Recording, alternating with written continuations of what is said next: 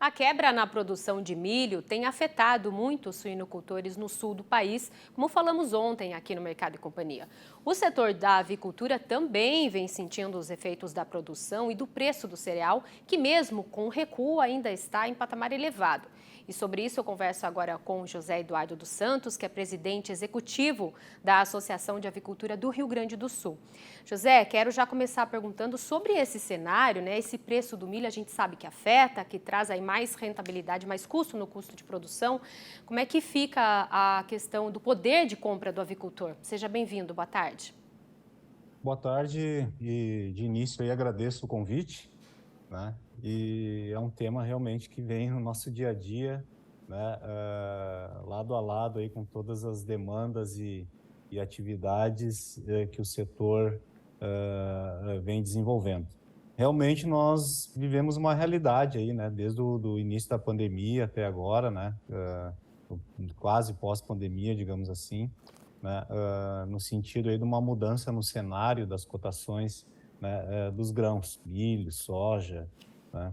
E aí isso tem mais agravantes aqui no sul, que é em relação aí às questões climáticas, né, que nós enfrentamos novamente mais uma estiagem, né, a terceira seguida, né? E aí também vem as influências de mercado externo, crise, né, na União Europeia, né, a dificuldade aí que o setor teve em relação à logística recentemente, né, com a dificuldade aí dos containers para exportação, aumentos alarmantes aí no frete, no aluguel de containers. Então, é um pacote de fatores aí que impactam, né, numa situação que o setor, né, está vivendo ultimamente. E o grão, né, o milho, principalmente, que é aí, né, o componente máximo da ração das aves, 70% da ração praticamente é milho, isso se reverte em custo também nessa magnitude, né? Isso aí nos preocupa porque realmente as margens estão, né,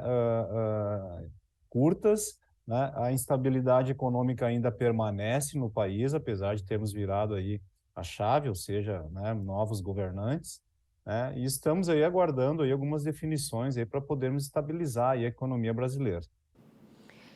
José, agora pensando em exportações, você até trouxe aqui para a gente, para a nossa audiência, as dificuldades, né, durante esse período de embarques. E projetando agora um pouco mais para frente, como que deve ficar essa questão de exportações?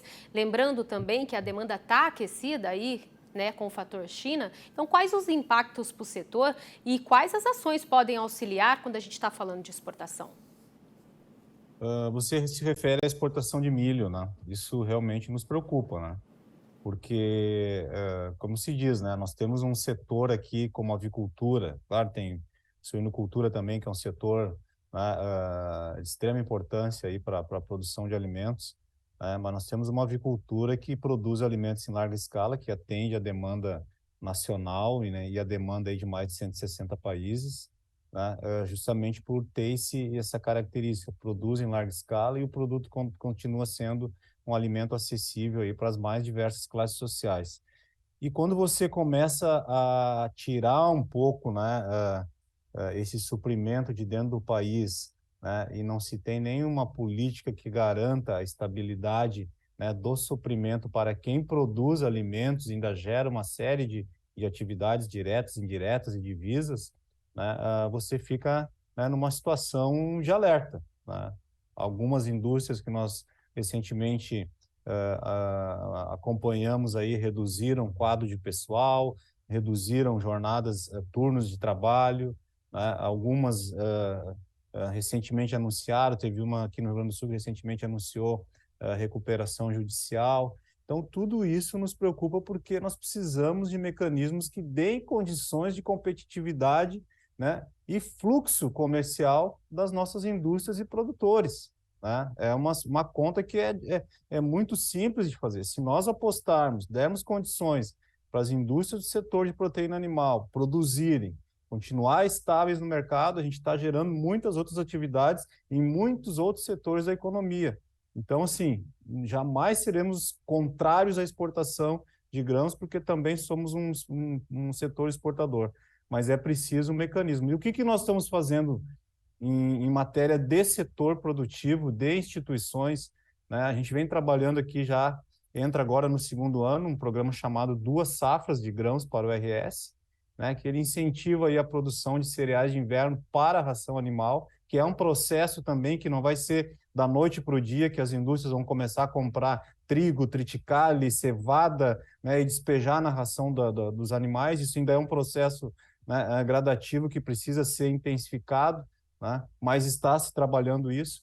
E também, né, estamos aqui na região sul do estado, né, agora na próxima sexta-feira, na abertura da colheita do milho, né, na Zona Sul, trabalhando com milho irrigado, né? Milho irrigado num projeto aí com Embrapa, produtores de sementes, né, outros setores envolvidos aí que atuam na produção de grãos, né, um milho irrigado no sistema chamado sulco camaleão, que é uma alternativa que também, né, vai incentivar aí a produção de milho para, né, amenizar esses Tá possíveis certo. impactos aí de uma exportação.